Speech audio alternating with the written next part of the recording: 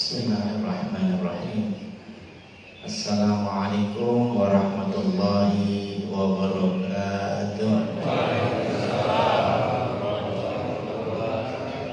Alhamdulillah, alhamdulillahilladzi khalaqal mauta wal hayata liyabluwakum ayyukum ahsanu amala wa huwal azizul ghafur. Asyhadu an la ilaha illallah wahdahu la syarika lah wa asyhadu anna Muhammadan abduhu wa rasuluhu la nabiyya ba'dah. Allahumma shalli wa sallim ala sayyidina wa habibina wa maulana Muhammad wa ala alihi wa sahbihi ajma'in wa man tabi'ahum bi ihsan ila yaumiddin, amma ba'd. Qala ta'ala fi kitabihil karim, a'udzu billahi minasyaitonir rajim. Ya ayyuhalladzina amanu taqullaha haqqa tuqatih wa la tamutunna antum muslimun. Wa qala ayatan kullu nafsin dha'iqatul maut. Wa qala Nabi sallallahu alaihi wasallam aksiru dzikra hadhil ladzat, yani al-maut. Sadaqallahul aliyyul azim wa sadaqa rasulullah habibul karim wa nahnu ala dzalika minasy syahidin wa syakirin walhamdulillahi rabbil alamin. Muhtaram yang saya hormati Ketua Al-Ittihad Bapak Ahmad Muzamil, betul?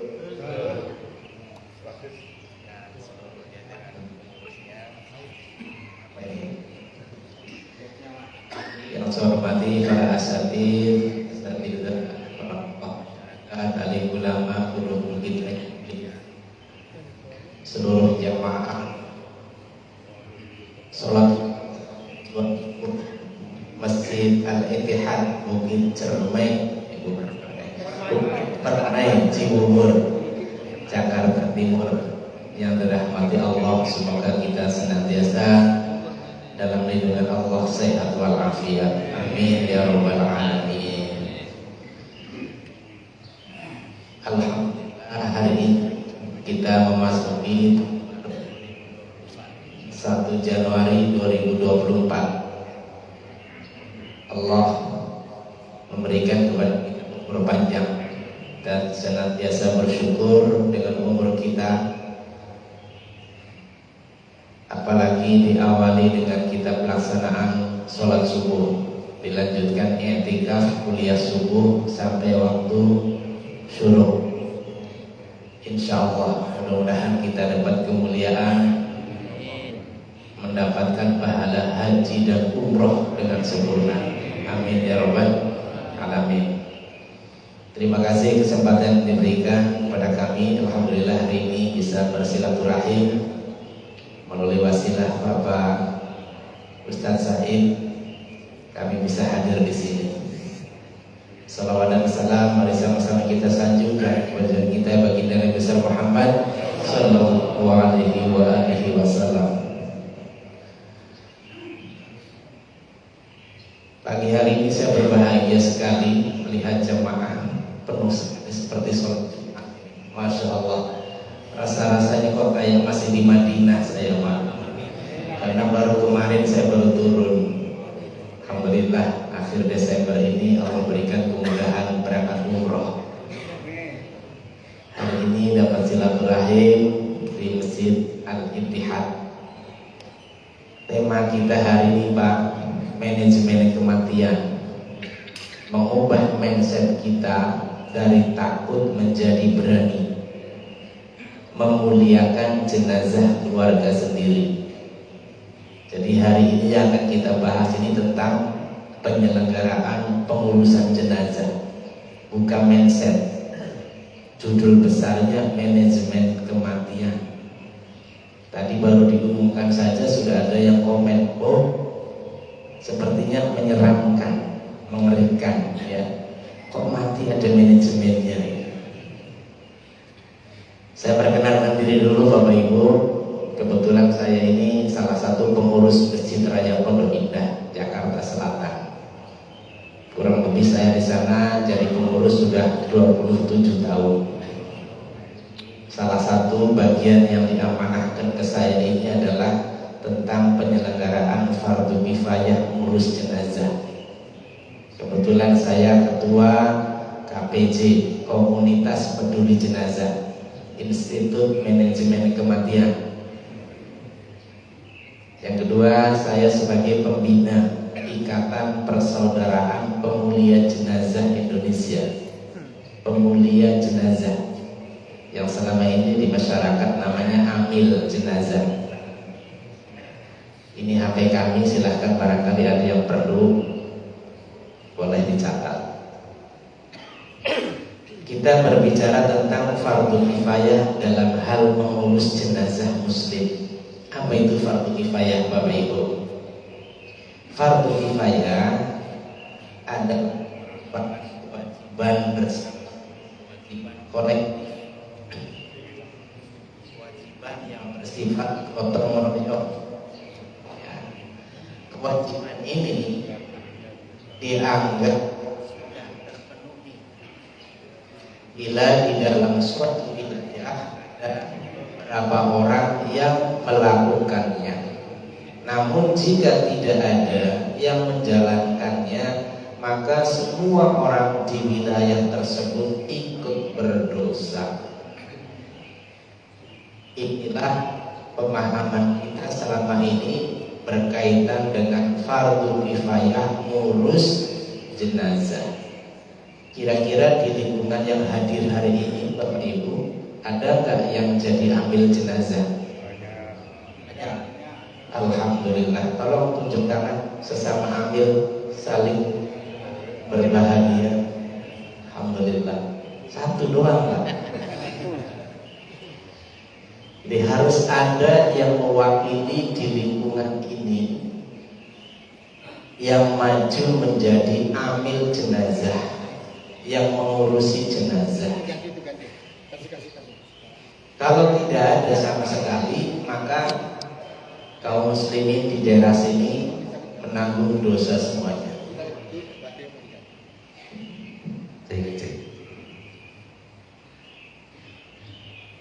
Ini konsep tentang fardu kifayah yang selama ini kita pahami, Bapak Ibu.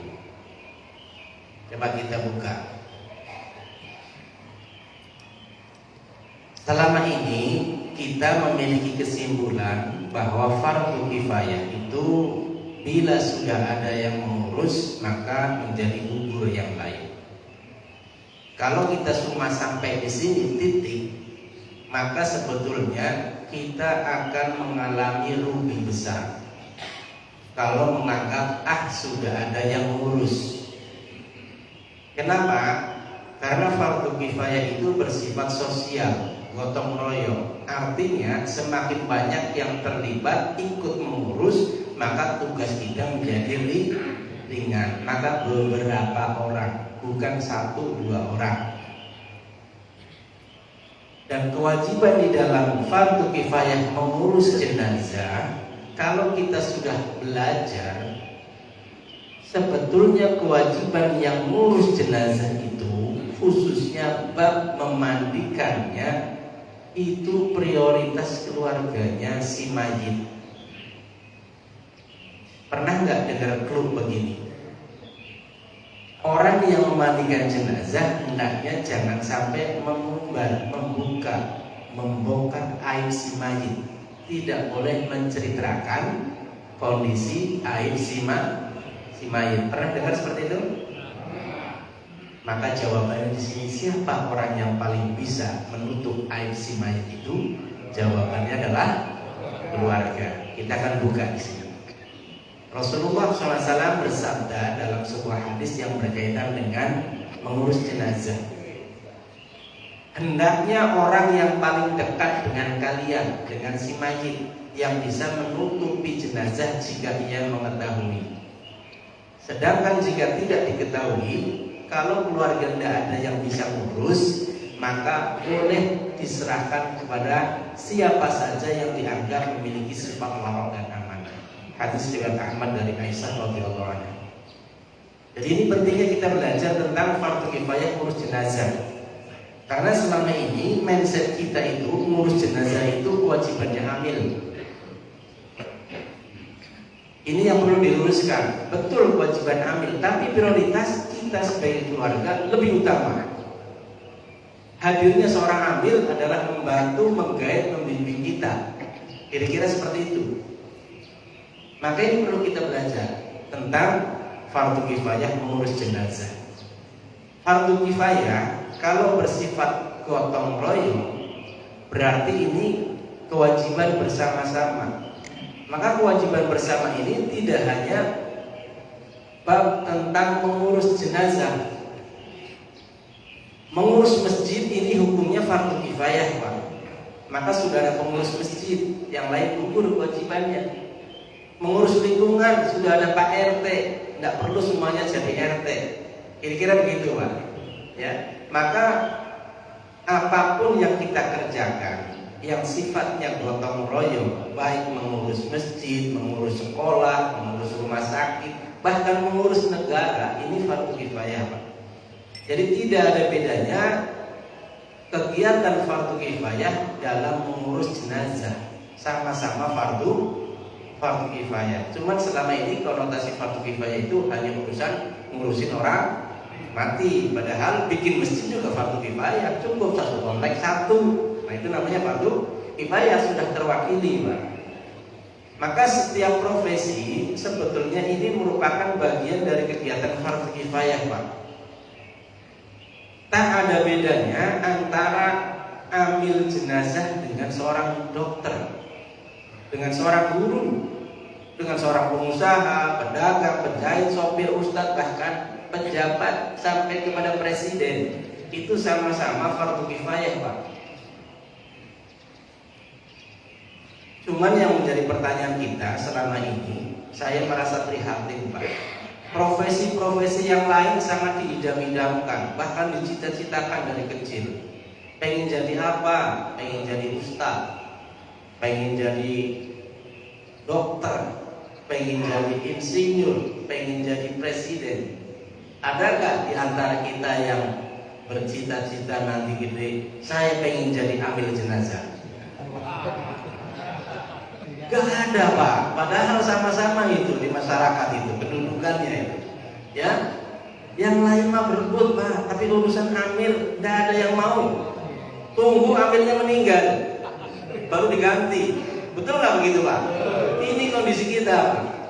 Jadi satu hal yang tidak pernah dicita-citakan, maka akhirnya karena nggak ada orang yang mau, Pak, fakultasnya pun nggak ada. Fakultas amil jenazah ada nggak, Pak?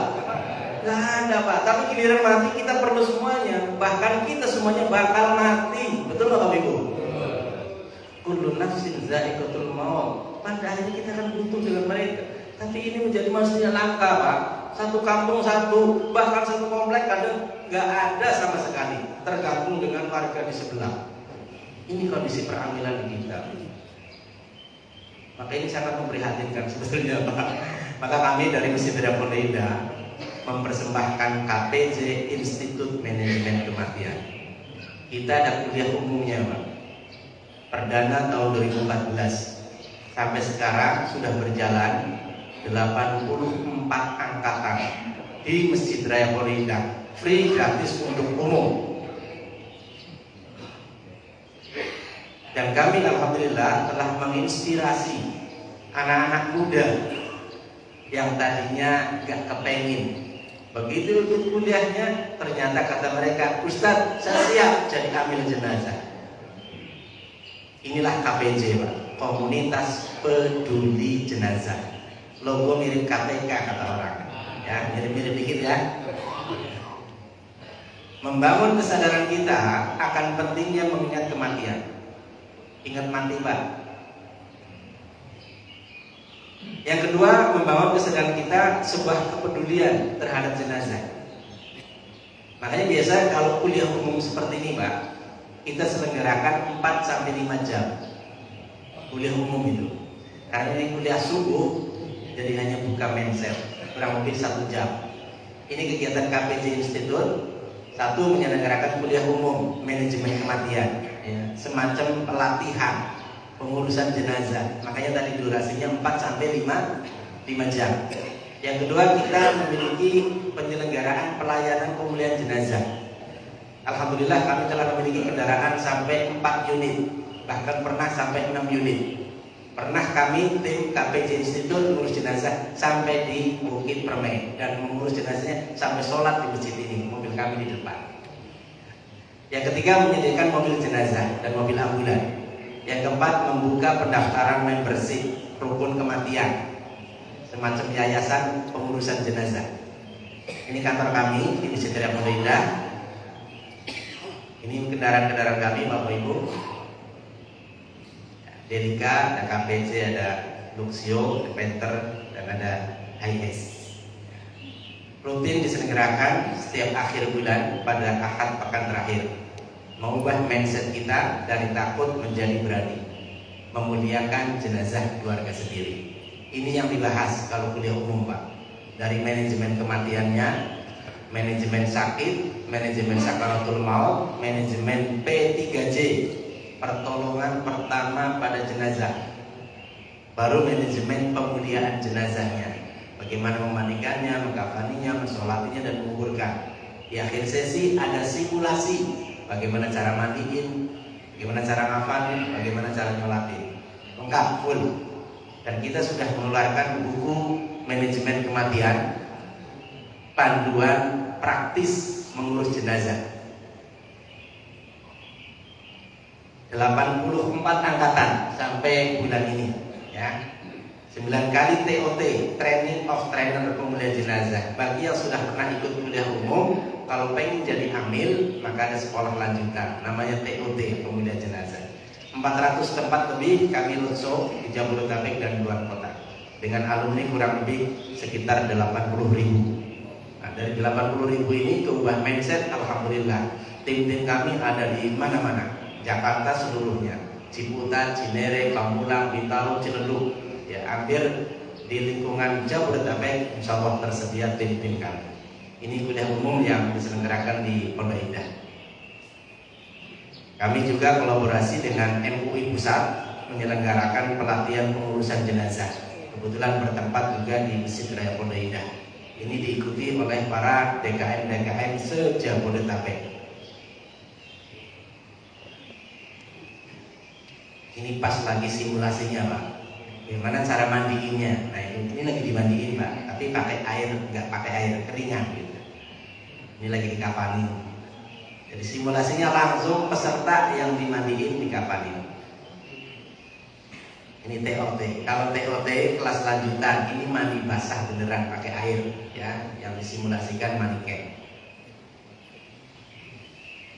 Kami melahirkan para amil jenazah yang kami sebut namanya pemulia jenazah. Untuk jadi amil tidak menarik, tapi begitu dirubah istilahnya pemulia jenazah, alhamdulillah, Pak, anak-anak muda mereka. Dan ini ada komunitas namanya IPPJI, Ikatan Persaudaraan Pemulia Jenazah Indonesia. Jadi ini alhamdulillah anak-anak muda tampil dan berani memandikan jenazah dengan latar belakang profesi yang berbeda-beda. Untuk jadi amil boleh seorang dokter, boleh seorang TNI, boleh seorang polisi, boleh seorang guru, ustadz apalagi. Bahkan tim-tim kami ini, Pak Bu, ada yang tukang urut, ojek online, fotografer, sampai bidan, bahkan ada yang perias pengantin. Ini salah satunya. Jadi ini kami sedang melantik salah satu pemulihan jenazah dari anggota TNI. Hidup kami tambah bahagia menjadi pemulihan jenazah. Untuk jadi amil, biasanya orang kepikirannya negatif. Kalau habis mandiin, jangan-jangan nanti malam didatengin. Nah, itu pikirannya begitu, Pak, ya kan? Jangan-jangan nanti gimana gitu kan? Jadi bayangan-bayangannya selalu menakutkan, Bapak Ibu. Tapi setelah diedukasi, kebuka mindsetnya, bahkan mereka berani. Maka ada salah satu dokter yang hadir hari itu, langsung maju ke depan, Ustadz, boleh dong kalau besok ada yang meninggal, kami ikut magang. Jadi kami ini memberikan tempat edukasi sampai magang, sampai pinter, sampai lihai. Begitu awal ikut terjun memandikan jenazah, alhamdulillahnya kata mereka, Kok jadi beda ya rasanya? Yang selama ini khawatir, takut, sekarang justru kami bahagia, Ustaz. Ini perasaan yang tidak bisa kami ungkapkan. Hidup kami jadi tambah bahagia. Selama ini sudah bahagia, Pak. Saking bahagianya Bapak Ibu, kami tiap hari ada pelayanan jenazah. Jadi kami memberikan tempat magang. Ternyata 1 minggu gak ada yang meninggal. Berarti gak ada pelayanan, gak ada tempat magang. Kira-kira begitu. Tiba-tiba kami di WA sama mereka-mereka itu, para alumni. Ustaz, kapan ada yang mati lagi? Jadi ternyata malah ketagihan, Pak. Setelah ikut magang itu mereka terus pengen dan pengen. Jadi ini kisah nyata tentang kami, Bapak Ibu. Inilah para petugas kami yang kami sebut pemulia jenazah. Anak-anak muda dengan pakaian yang keren.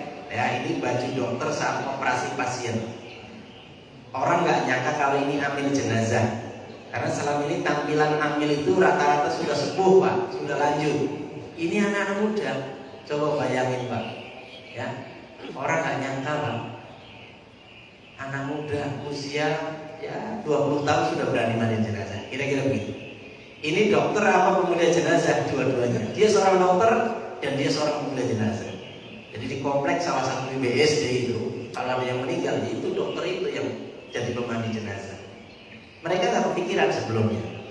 Bahkan ini perias pengantin. Ini salah satu tim kami, Pak Boy. Perias pengantin. Ini juga perias pengantin. Ini yang termuda. Coba bayangin Pak Bu, muda seperti ini berani mandiin jenazah. Alhamdulillah, dari kami menginspirasi, memotivasi dan melahirkan para pemandi jenazah milenial. Kami bangga dan bahagia menjadi pemulia jenazah. Ini tim kami. Dan alhamdulillah melalui kegiatan manajemen kematian ini di dunia medsos itu orang kenal. Tiba-tiba kami dihubungi salah satu dari tim UIPM Malaysia, Universal Institute of Professional Management dari Malaysia, hadir ke Masjid Riyadhul Indah memberikan gelar kehormatan Dr. Honoris Causa bidang manajemen sains. Karena kata mereka ini nggak ada bahasannya, nggak ada prodinya. Manajemen kematian nggak ada fakultasnya. Dan alhamdulillah ini buku sudah terbit. Nanti barangkali ada yang berkenan, saya bawakan cuma 20 buku. Dan kami juga mendapatkan penghargaan pejuang kemanusiaan sebagai pemulia jenazah dari PBB, Perserikatan Bangsa-Bangsa Komisi Ekonomi dan Sosial Wilayah Asia dan Pasifik. Selamat bergabung, mudah-mudahan ini menginspirasi Bapak Ibu mau menjadi pemulia jenazah, ya. Kalau nggak mau berarti Bapak Ibu yang akan dikafani, pastinya. Baik, mengurusi jenazah Bapak Ibu, ternyata pola kita selama ini berkaitan dengan fardu kifayah. Ada 4 tahapan, mulai memandikan, mengkafani, mensolatkan dan menguburkan. Mindset kita itu menghindar, pastinya. Ya, walaupun yang meninggal keluarga sendiri, kita bilangnya takut. Ini ada 4 jawaban teratas: takut, ngeri, bau, jijik, ogah. Sudah ada yang ngurusin, apalagi saya nggak tahu ilmunya. Dan ini pernah terjadi Bapak Ibu, kisah nyata. Ketika keluarga itu memanggil tim pemulia jenazah, ya, ternyata tim pemulia jenazah yang namanya ambil selama ini, Pak, di masyarakat itu orangnya itu baik, ya, sudah sepuh, sudah tua, datang tak dijemput, pulang tak diantar, ya. Inilah ambil jenazah kondisinya Bapak Ibu. Jadi hari itu ada jamaah kami yang menuturkan kepada saya, Ustaz, saya heran dengan teman saya, padahal dia sering datang ke pengajian. Masa sih saat memandikan jenazah ibunya dia berucap, dia nolak untuk diajak mandiin jenazah. Apa dia kata? Saya sih nggak mau mandiin ibu saya, bau, jijik, kotorannya banyak. Ngapain aku repot-repot, kan sudah ada yang mandiin, sudah ada ambil ini. temannya cuma lulus dada saja. Masya Allah, innalillah. Ini anak model apaan ya? Padahal teman dekatnya Pak, sering datang ke pengajian. Ini bukti bahwa di masyarakat ada kasus Pak, ada contoh.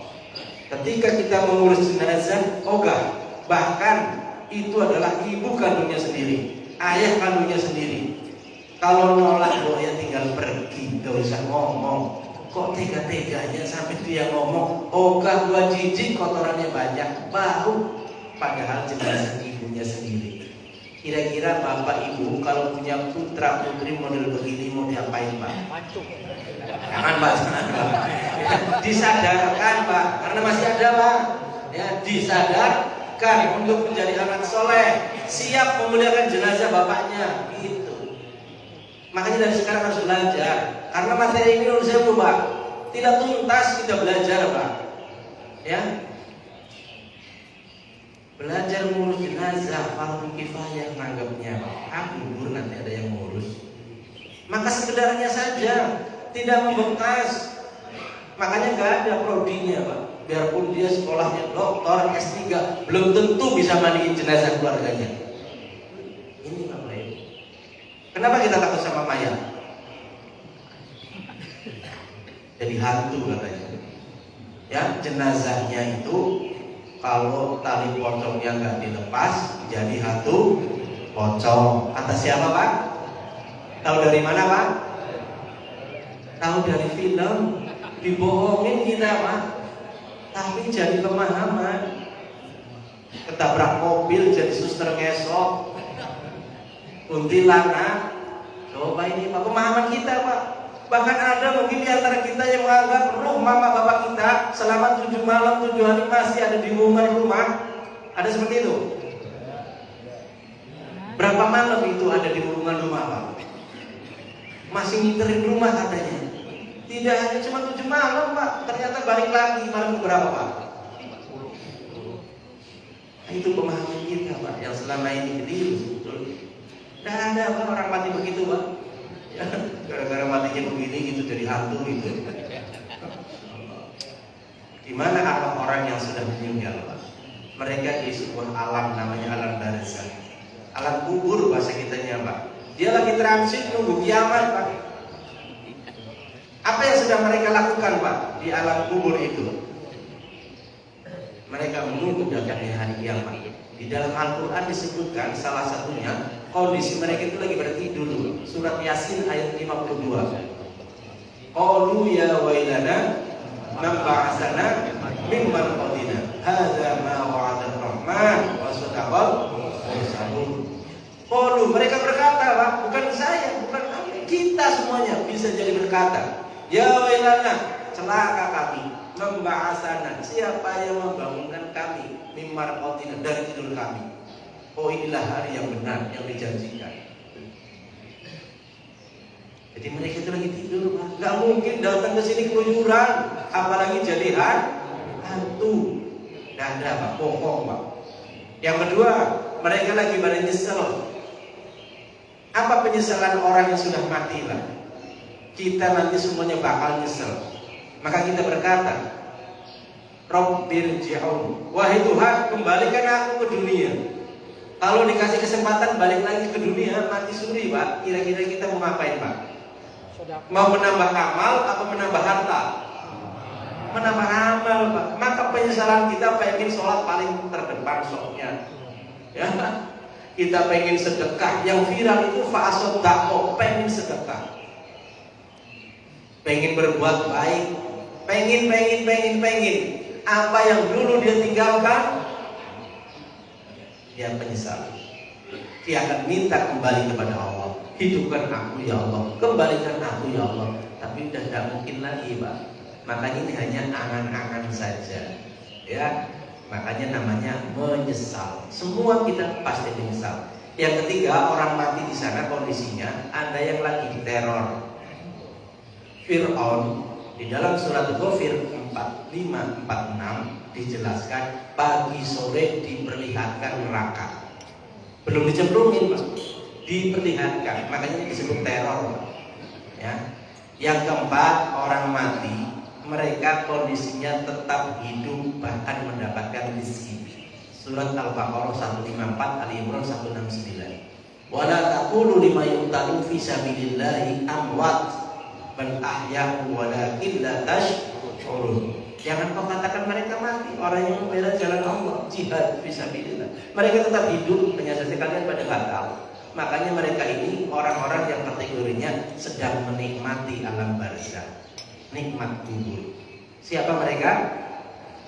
Minan nabiyyin wasiddiqin wasyuhada wassolihin. Mudah-mudahan kita masuk ke situ. Amin ya rabbal alamin. Sholih ya, orang-orang yang baik. Yang terakhir, orang mati itu lagi disiksa di kuburannya, di alam barzakhnya. Ada Pak. Ya. Jadi inilah kondisi-kondisi versi Al-Quran dan Sunnah. Tidak ada yang menyebutkan ruh orang mati gentayangan jadi hantu malam Jumat Kliwon datang. Tidak ada Pak. Makanya ini perlu dikelirkan Pak. Pemahaman kita yang selama ini sudah nempel dari kecil. Ada orang mati Pak ketakutan. Sampai-sampai kita disuruh tuh cuci muka bekasnya orang yang mati dipakai buat mandiin. Ada yang begitu? Supaya apa?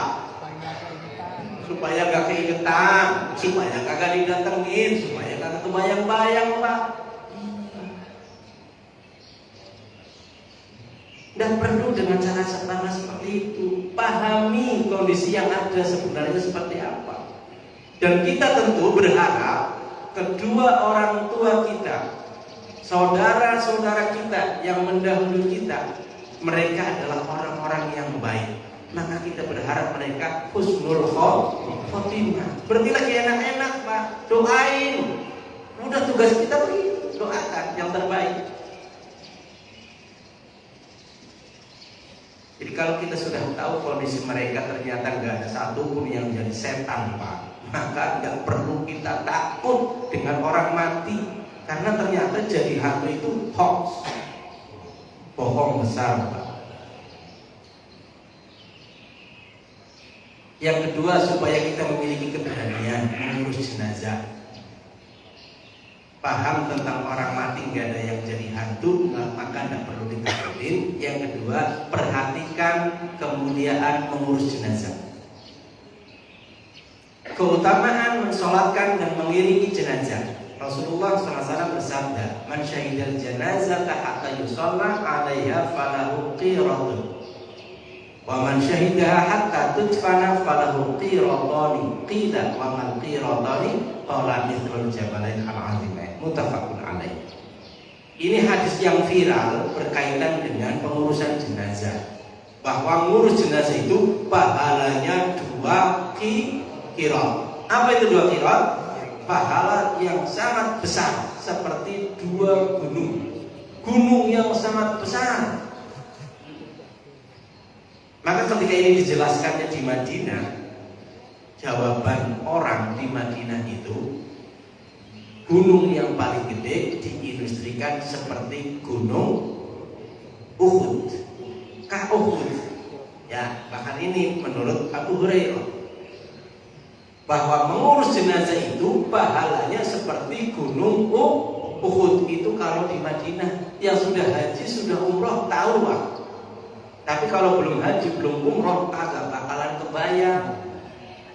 Ya Bu ya, Pak ya.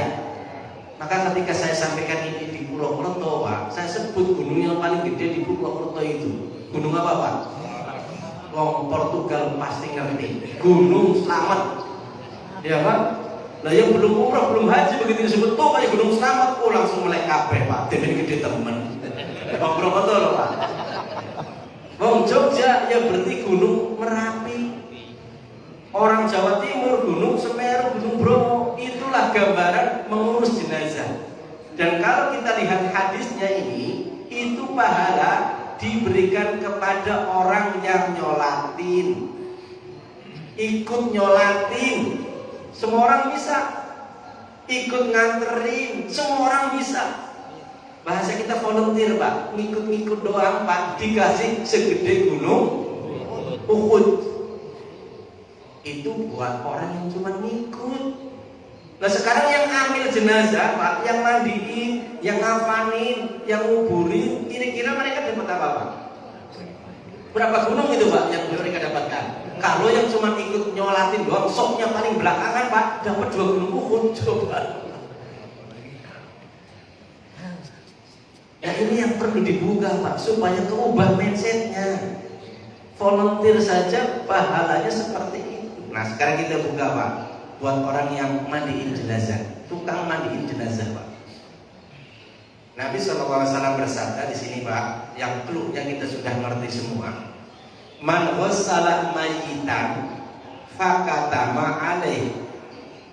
Barang siapa yang memandikan seorang mayit lalu ia merahasiakan aibnya, nah ini baru titik ternyata. Ghafarallahu lahu arba'ina marratan. Rawahul Hakim. Allah akan mengampunkan dosa-dosa yang memandikan jenazah itu 40 kali. Dalam riwayat At-Tabrani disebut 40 macam dosa besar. Allah mengampunkan dosa kita 40 macam dosa besar kalau terlibat mandiin mayit, dengan syarat jangan sampai nanti menceritakan aib si mayit. Mau nggak Bapak Ibu seperti ini? Mau. Ya dosa kita berguguran Pak, 40 macam dosa besar. Kan keren banget Pak.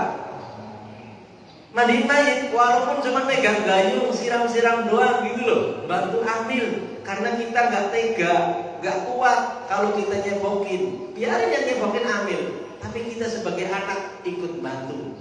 Siram, gitu Pak. Syukur-syukur kita yang berani nyebokin, wong itu mak bapak kita.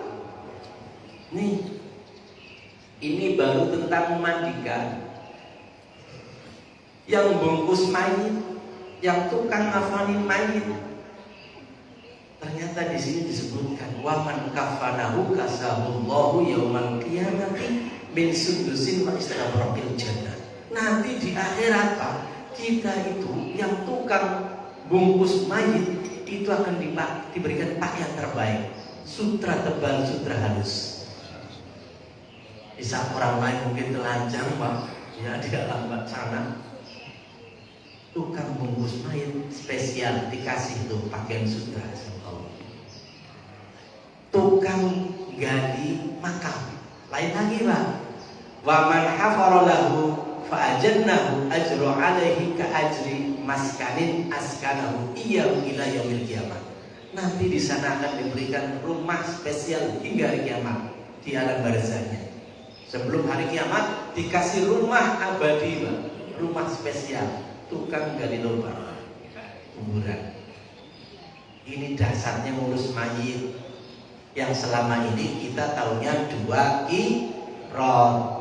kirot itu pahala buat orang yang cuma ngikut. Sekarang yang terjun langsung dahsyat lagi. Ini berkaitan dengan ngurus jenazah. Orang gak paham dengan kemuliaan. Sebuah hadis lagi ini, hadis dari riwayat Ahmad dari Aisyah radhiyallahu anha. Saya dapati, saya nukil dari kitab Fikih Islam wa Adillatuhu karya Profesor Dr. Wahba Az-Zuhaili, jilid 2 halaman 537, kitab terjemahan. Man ghassala mayitan fa'adda fihil amanah. Barang siapa yang mandiin mayit, maka hendaknya tunaikan amanahnya. Benar caranya Pak, sesuai dengan tuntunan syariat agama kita. Yang kedua, walam yafsha alaihi ma yakunu minhu inda dzalik. Dan jangan dibeberkan apa yang terdapat dalam tubuh mayat saat itu. Apapun yang dilihat Pak, jangan diceritakan, apalagi berkaitan dengan aib si mayit. Tidak boleh Pak. Apa pahalanya Pak kalau 2 keadaan ini kita pegang? Kharaja min dzunubihi kayaumin waladatku ummuhu. Maka ia akan terbebas dari dosanya seperti hari ketika ia dilahirkan oleh ibunya. Mandiin jenazah dengan syarat benar, amanah, dan tidak menceritakan aib si mayit, Allah akan hapuskan seluruh dosa kita bagaikan seperti bayi baru lahir. Masya Allah. Bayi baru lahir Pak, kalau meninggal Pak, masuk surga nggak otomatis? Pasti masuk surga. Pakai hisab nggak Pak? Pakai hisab tuh. Mampir dulu ke neraka nggak Pak? Itulah kondisi bayi Pak. Maka ketika bayi meninggal, doanya bukan mohon ampunan, bukan Allah maghfir lahu. Nabi mengajarkan ketika anak kecil meninggal, doa di takbir ketiga, Allahumma ij'alhu zuhran li walidayhi wa ajran wa syafi'an jabat. Ya Allah, jadikan dia simpanan untuk kedua orang tuanya, yang akan menjadikan syafaat nanti, ya, yang akan menjadikan pahala untuk kedua orang tuanya. Masya Allah. Karena dia meninggal dalam kondisi masih suci, tidak membawa dosa sama sekali. Kita akan mendapatkan kesempatan seperti itu lagi Bang. Maka Masya Allah, ini kesempatan mulia. Buat siapa? Buat keluarganya. Karena yang namanya keluarga si mayit, tak mungkin dia akan cerita bongkar aib si mayat. Oh, bapak saya ada tatonya. Gak mungkin dia akan cerita, walaupun baru tahu seumpama. Maka kata Nabi di sini, hendaknya orang yang paling dekat dengan kalian yang menutup jenazah, jika ia mengetahui, maka wajib belajar Pak, supaya dia bisa. Jangan tergantung dengan seseorang. Ya. Sedangkan jika tidak bisa kita, ya belajar. Serahkan kepada orang lain. Dengan di situ kita akan belajar di situ. Karena seorang amin akan menggait kita, membimbing kita. Inilah pentingnya belajar fardu kifayah ngurus mayit Pak. Yang selama ini belajar kayak gini adanya cuma pelatihan, setahun sekali belum tentu. Pelatihan pemulasaran jenazah. Yang datang Pak kagak ada. 1, 2, 3 orang bisa dihitung karena tidak menarik. Pelatihan pengurusan jenazah sangat tidak menarik Pak. Yang datang paling Pak RT. Ya, jamaah-jamaah biasa nggak masuk Pak levelnya. Dianggapnya seperti itu, pelatihan. Maka kami di Pondok Indah hilangkan istilah pelatihan. Nggak ada pelatihan di Pondok Indah. Adanya kuliah umum manajemen kematian supaya orang semuanya ikut hadir. Ayo datang. Sekali datang suaminya pasti dia nyesel. Kenapa saya nggak ngajak istri saya? Maka di angkatan berikutnya dia ajak istrinya, dia ajak anaknya, dia ajak ibu bapaknya. Kumpul di situ hari ini. Ini Bapak penting untuk disampaikan. Jadi kesimpulannya ternyata mengurus jenazah. Kalau kita mau terlibat memandikan, mengkafani, di sini ada peluang masuk surga tanpa azab, tanpa hisab. Karena seperti bayi. Apa kita nggak mau Pak dapat itu Pak? Sementara kita tiap hari ngomong, tiap hari kita berdoa sama Allah, Rabbana atina fid dunya hasanah wa fil akhirati hasanah wa qina adzabannar. Ini doa kita tiap hari Pak. Doa apa namanya? Sapu jaga. Ya Allah, berikan kami hasanah fid dunya, bahagia dunia dan bahagia akhirat. Dan tidak hanya bahagia akhirat, tapi kita minta, ya Allah, hindarkan kami dari siksa api neraka. Maksudnya kita berharap masuk surganya jangan sampai transit, mampir ke neraka. Itu yang kita harapkan. Bahkan tadi salah satu doa habis subuh itu, Allahumma ajirni minan nar. Kalau sendiri, kalau bareng-bareng, Allahumma ajirna minan nar. Ya Allah, lindungi kami daripada siksa api neraka. Kita nggak minta surga, kita mintanya dijauhkan dari api neraka. Maksudnya masuk surganya jangan sampai mampir. Maka di sini Bapak Ibu, kalau kita lihat bagian perjalanan Pak, semua manusia itu tujuannya cuma 2. Fa'aina tadhabun, mau kemana kalian? Innal abroro lafi na'im, orang baik surga. Wa innal fujaro lafi jahim, orang yang punya dosa neraka. Jadi kalau kita meninggal masih punya dosa Pak, pasti mampir dulu Pak. Mau nggak seperti itu Pak? Nggak mau ternyata Pak. Jadi ternyata di balik musibah besar ada kemuliaan besar. Kira-kira begitu Pak. Buat siapa? Buat keluarga duka. Jangan cuma jadi penonton, jangan cuma nangis doang. Ini kadang terjadi ngurus jenazah keluarga duka, cuma bisa nangis doang Pak. Yang ngurus orang lain, bahkan orang lain pun gak ada yang bantuin. Masya Allah, nauzubillah min dzalik. karena ketidakpahaman kita dengan pengurusan jenazah. Dan kemuliaan ngurus jenazah ini ternyata setara dengan pahala haji dan umroh. Al-hajjul mabrur laisa lahu jazaa'un illa al-jannah. Haji mabrur itu tak lain pahalanya masuk surga. Dan bagaimana cara masuk surganya? Man hajja lillah falam yarfus walam yafsuq raja'a ka yaumin waladatu ummuhu. Sama Pak. Siapa orang yang berhaji menjaga dari maksiat, jangan rafas, jangan jidat, ya kan? Maka nanti dia akan kembali bagaikan seperti bayi baru lahir. Setara dengan itu, Pak. Nah, kalau kita nggak punya kemampuan untuk berangkat ke sana, paling tidak punya pahala yang sama. Kapan? Saat keluarga kita meninggal. Disitulah ada pahala besar. Mari kita ambil kesempatan ini Bapak Ibu. Jangan sampai kita lewat begitu saja. Karena ternyata ini adalah wasilah, amal mulia. Betapa bahagianya kalau kita bisa memuliakan jenazah orang yang kita sayangi. Seharusnya begitu. Bukan malah bilang ogah buat jijik kotorannya banyak, kan sudah ada yang ngurus ini. Bapak sendiri tadi kalau punya anak model begitu mau dikemplak. Bahkan kata ibunya bisa jadi masukin lagi ke perut. Saking nyesel punya anak begini. Maka mari kita didik, kita ajari mereka Pak. Ya ini materi cuma 1 jam Pak, baru buka mindset. Kalau pengen bisa ya harus ada pelatihan. Udah umum 4-5 jam Pak di sini Pak.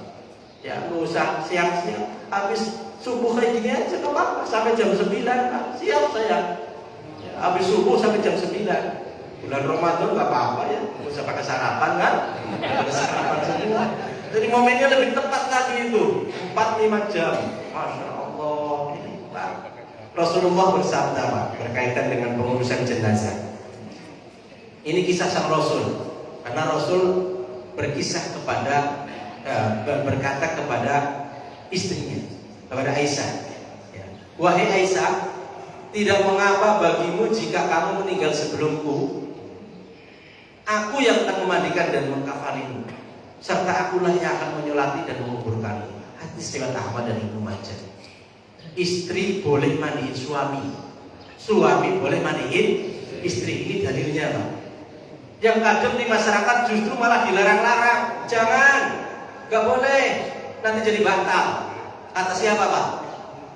Kata siapa Pak? Kata orang.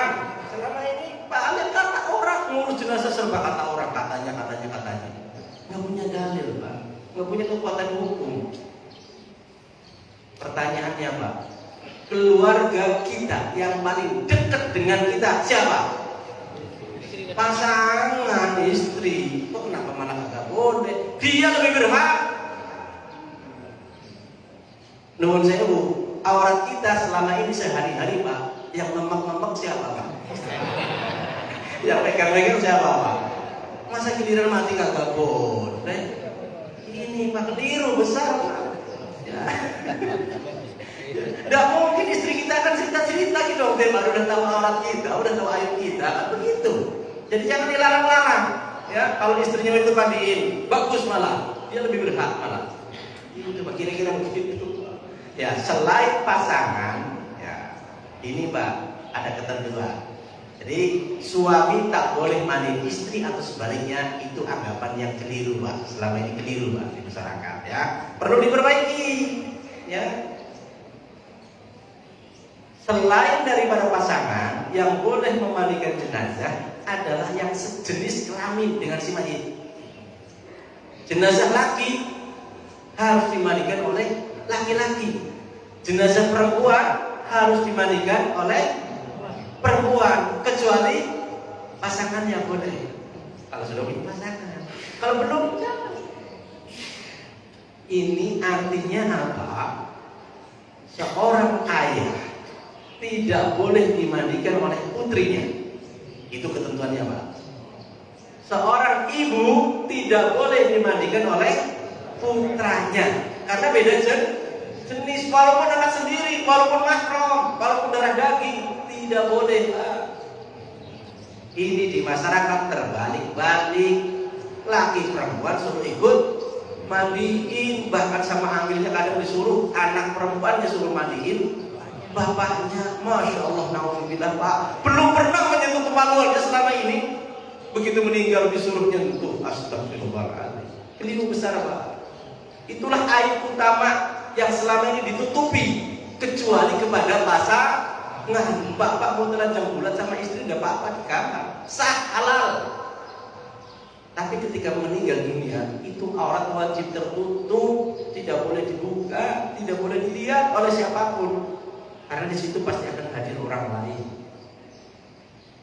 Dan ini kisah Nabi ketika putrinya wafat. Nabi menyuruh Ummu Atiyah yang memandikannya, sesama wanita. Nabi tidak memandikan, padahal Nabi paling tahu ilmunya. Maka Nabi hadir di situ sebagai guide. Apa kata Nabi?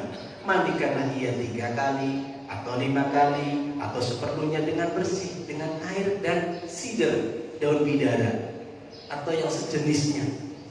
Bahasa kita sekarang sabun. Ya. Dan jadikanlah siraman terakhirnya dengan air yang campur kapur bagus. Nabi ngasih guide, ngasih instruksi, begini cara-caranya. Jika kalian sudah selesai, panggillah aku. Berarti Nabi tidak ikut hadir. Setelah selesai kami memanggil beliau, lalu Nabi mengulurkan kainnya, diberikan kepada umatnya untuk menutupi putri.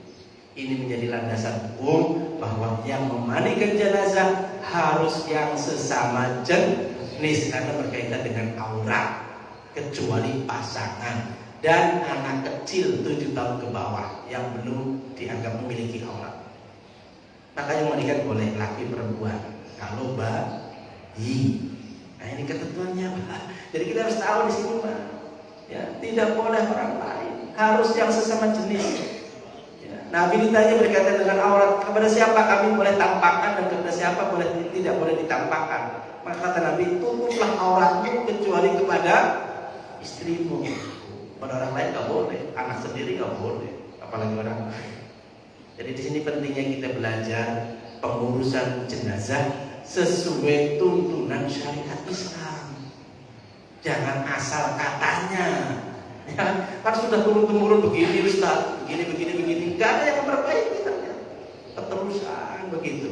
Padahal kita berharap orang tua kita, mereka wafat dalam kondisi husnul khotimah. Maka uruslah dengan cara-cara yang benar sesuai ketentuan agama kita. Yaitu, Pak, segerakan ngurus jenazah itu, jangan ditunda-tunda, Pak. Kebanyakan kita ini menunda. Kenapa ditunda? Anaknya belum datang. Padahal Nabi memerintahkan, bercepat-cepatlah mengurus jenazah. Karena bila jenazah itu orang soleh, berarti kalian telah mempercepat kebaikan untuknya.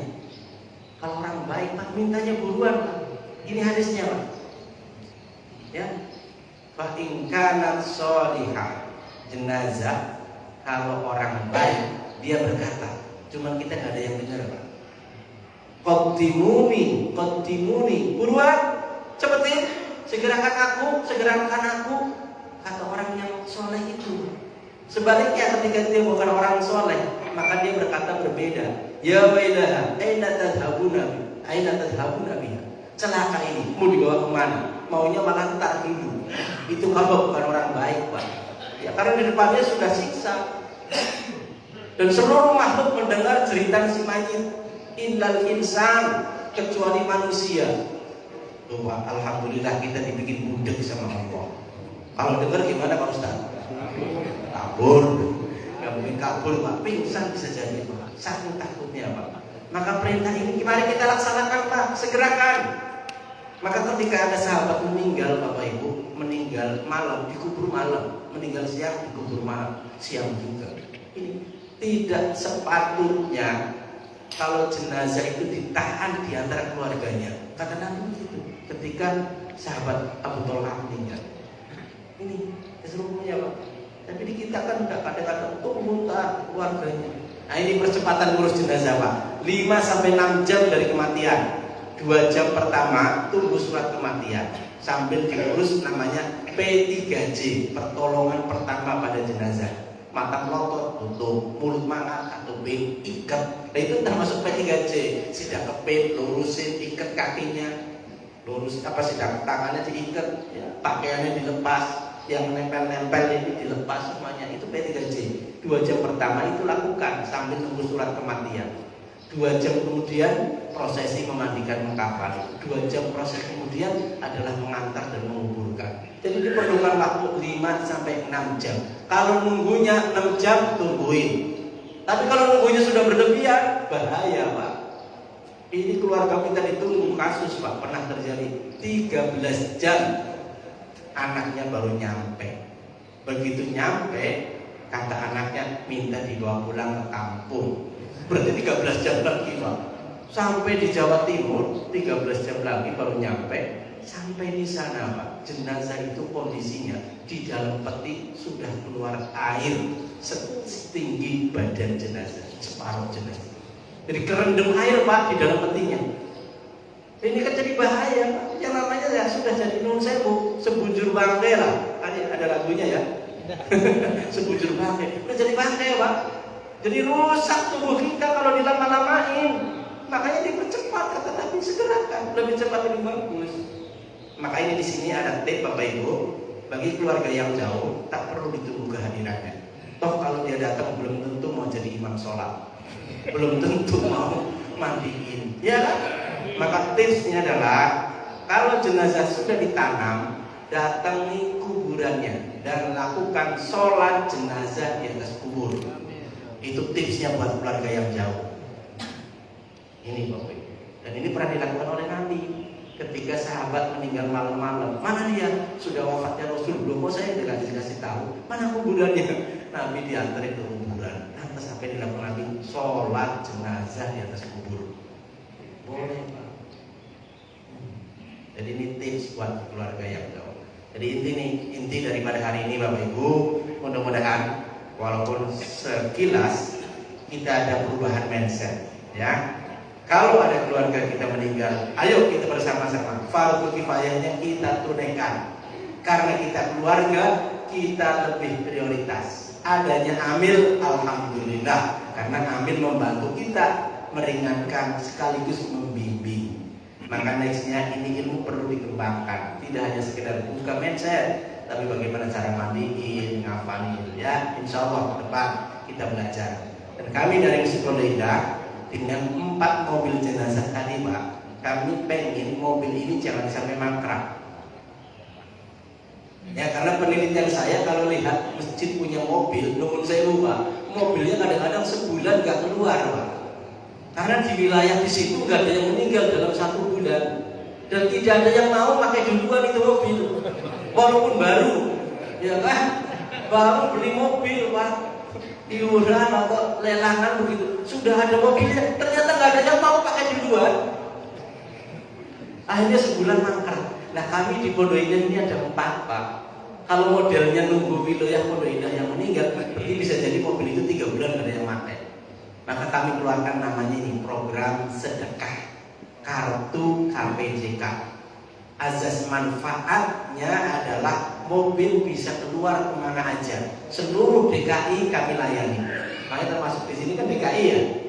Nah jadi sudah beberapa kali nun sewu Ibu Nafis itu sudah memiliki kartu member dan kemarin digunakan untuk keluarga di sini. Bahkan saudaranya sudah beberapa kali menggunakan kartu itu. Karena konsepnya adalah siapapun yang memiliki kartu itu boleh mensedekahkan kepada orang yang sedang berduka. Ini punya kartu saya. Jadi kalau pakai kartu lebih ringan karena sudah terdaftar. Kalau nggak pakai kartu Pak, itu lumayan biayanya. Coba kalau ngurus jenazah, kira-kira berapa biayanya Pak? Di luar makam, mandiin, ngafalin, kain kafan, mobil, papan desa, papan dindingan, 3 juta cukup nggak Pak? Nggak cukup itu Pak. Kami di Pondok Indah, alhamdulillah program ini adalah azas manfaat. Mobil jangan sampai mangkrak. Maka ini sedekah kami Pak. Cukup Bapak Ibu bersedekah 1,5 juta mengganti peralatan yang kami miliki. Mobilnya gratis. Petugasnya bahkan nggak kehitung Pak, karena ini bukan profesi. Kalau profesi itu harus dibayar. Ya Pak ya. Tapi amil itu dianggapnya bukan profesi Pak. Makanya tadi boleh seorang dokter jadi amil, seorang pemulihan jenazah. Orang ustadz boleh, tukang ojol boleh, apapun silakan boleh Pak. Yang penting punya ilmunya, makanya belajar. Nah ini cukup sekali berinfak 1,5 juta dapat pelayanan full service di luar makam. Kita yang mandiin pakai alat kami yang mengkafarin dengan kain kafan dari kami, disolatinya di masjid di sini, kita anterin dari rumah ke sini pakai mobil. Dari sini ke makam wilayah Jakarta pakai mobil. Kalau masih wilayah Jakarta free. Tapi kalau keluar kota ada biaya tambah, tentu ya. Jadi ini mari silahkan Bapak Ibu manfaatkan karena ini pasti akan terjadi. Jangan sampai kita pas lagi berduka bingung nyari petugas, bingung nyari kendaraannya. Dan ini KPJK boleh terdaftar atas nama masjid. Masjid apa? Al-Ittihad Sumpahman, ya. Masjid Al-Ittihad yang punya member Pak, yang pakai siapa?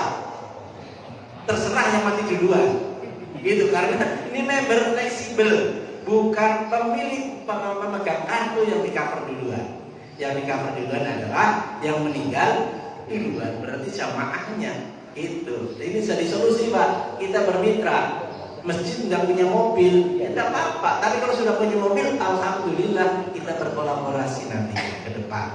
Jadi ini seluruh DKI di cover dan lingkungan DKI yang dekat dengan Pondok Indah. Ada Cinere, Pondok Cabe, Ciputat, Pamulang, Bintaro, Pondok Aren, Cerduk. Ini masuk wilayah yang di cover. Yang difasilitasi tadi Pak, semua perlengkapan. Baik Bapak Ibu yang dirahmati Allah SWT, mungkin ini yang dapat saya sampaikan sharing kami dari Masjid Raya Pondok Indah. Mudah-mudahan membawa manfaat untuk kita. Rabbana atina fid dunya hasanah wa fil akhirati hasanah wa qina adzabannar. Mohon maaf kalau kurangnya. Assalamualaikum warahmatullahi wabarakatuh. Baik, terima kasih Ustaz. Nanti sholat isyraq dulu ya. Jaga belum batal. Saya sholat dulu Ustaz. Mau tanya atau apa? Kita doa. Ada yang kita tanya, bisa juga tanya Pak.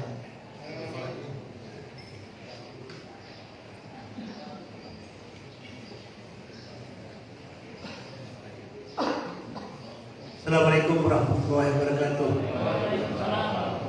Ustaz Rusmono, sangat menarik sekali isinya, paparan dari Al-Quran dan Hadis. Ini memang pembahasan yang langka. Yang saya kagum itu sampai ini kan tidak banyak orang yang profesi seperti Ustaz Rusmono sampai mendapatkan doktor AC dari Malaysia lagi. Doktor honoris causa karena spesialis mengurus jenazah. Yang menarik tema materi-materinya itu rupanya pengurusan jenazah itu mulai dari sampai A to Z ya semuanya itu banyak jalan-jalan menuju surga ke situ. Penghapusan dosa yang mungkin tidak banyak orang tahu. Ya, dihapus dosanya seperti bayi baru lahir, masuk ke ampunan itu banyak sekali melalui jalur-jalur jenazah. Cuma itu aja, saya akan nanya yang lain.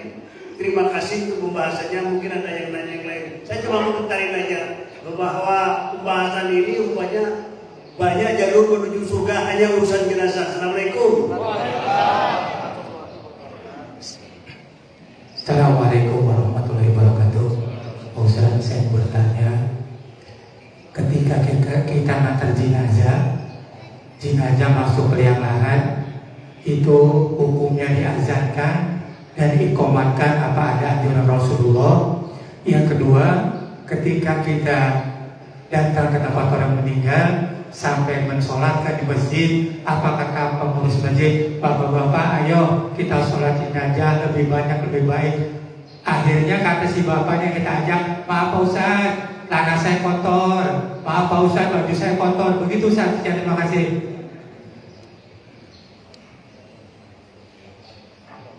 Ini udah Pak.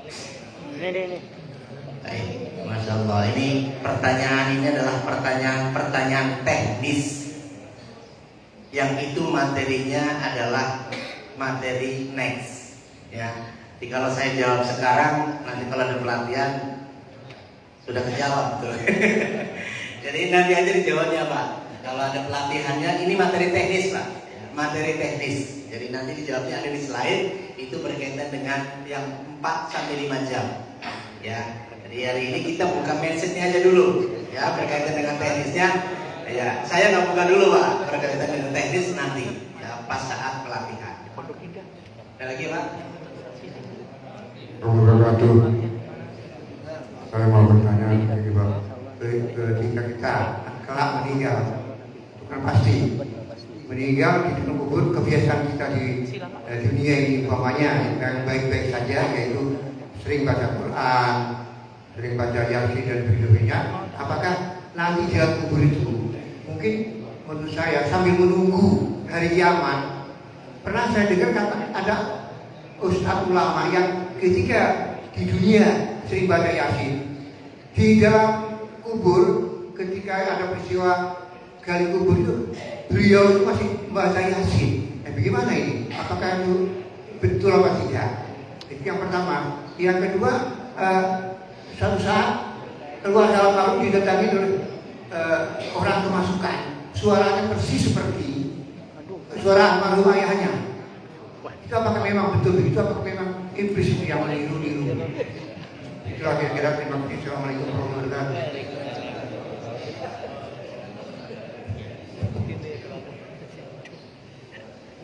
Insya Allah Bapak, kalau kita orang soleh, amal-amal kita itu akan menjadi teman kita. Tidak hanya baca Qurannya, ya, sholatnya, puasanya, sedekahnya, itu akan menjadi teman kita nanti di sana. Pasti itu, ada hadis yang menyebutkan begitu. Yang kedua berkaitan dengan yang mendatangi kita, siapa mereka? Nah itu, ya. Kalau kita was-was, maka datang itu gangguan dari siapa? Alladzi yuwaswisu fi sudurin nas minal jin. Nanti balas kerjaannya jin Pak, yang menyerupai. Kan bisa mereka itu merubah, menyerupai kita. Apalagi jin korin Pak. Masing-masing kita ini ada jinnya Pak, yang menemani kita. Namanya korin Pak. Maka mindset kita ini bersih dulu. Kalau mindset kita positif, benar, maka nggak akan ada datang hal-hal seperti itu. Ya, kita udah ribuan yang kita urus Pak, nggak ada satupun yang datengin saya Pak. Apalagi merasuki saya, nggak. Alhamdulillah. Ya karena mindset saya benar, mindset saya bersih. Kalau kita bersih, benar Pak, nggak ada itu yang kelebat, kelihatan berdepan lagi duduk-duduk gitu, nggak ada Pak. Maka harus dibenerin dulu. Itulah ilmu namanya. Kalau ilmu nurun, ilmu itu cahaya membimbing kita Pak. Ya.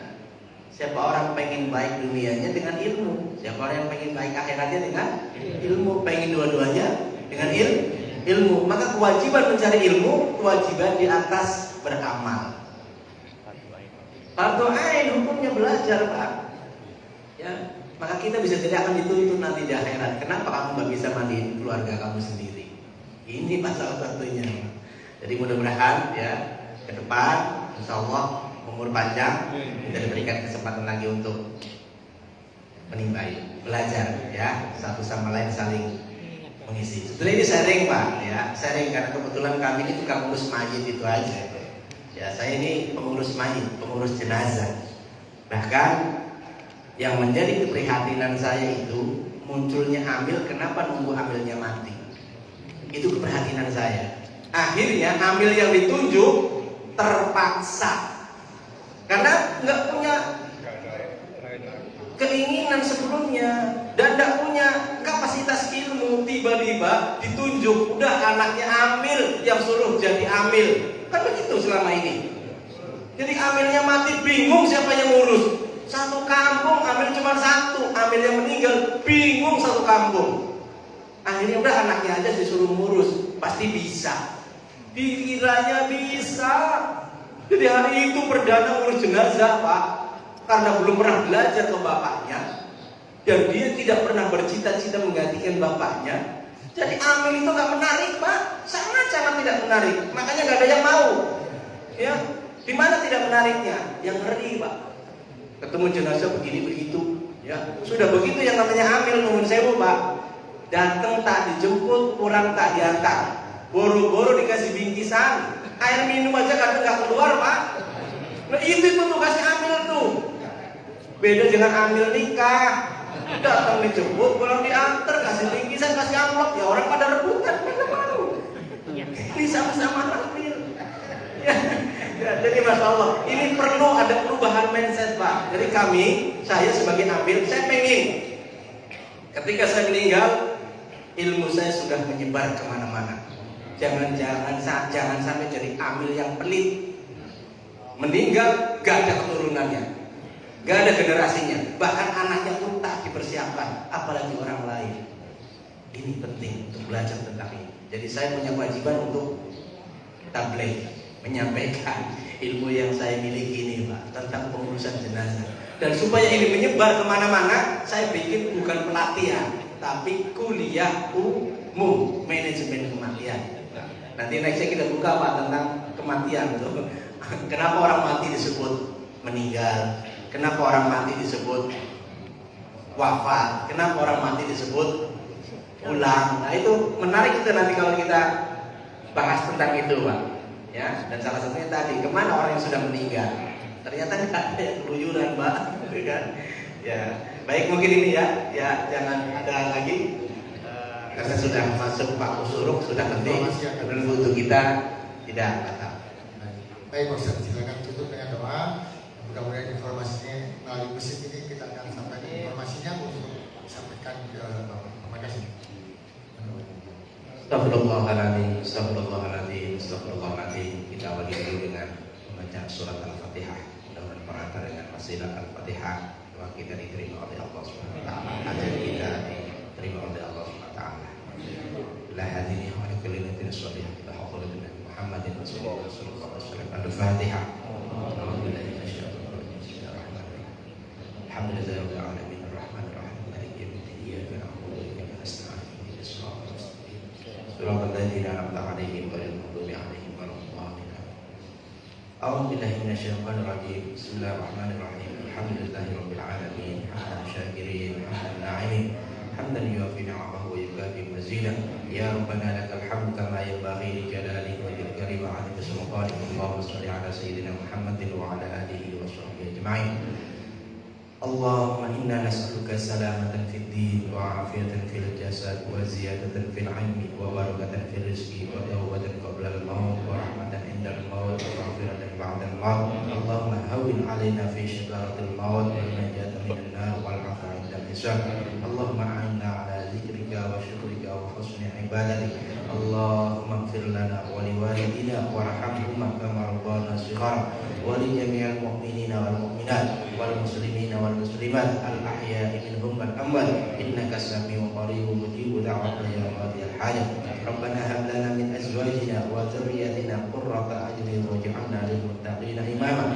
Rabbi ij'alni muqimas salati wa min dhurriyyati rabbana wa taqabbal du'a.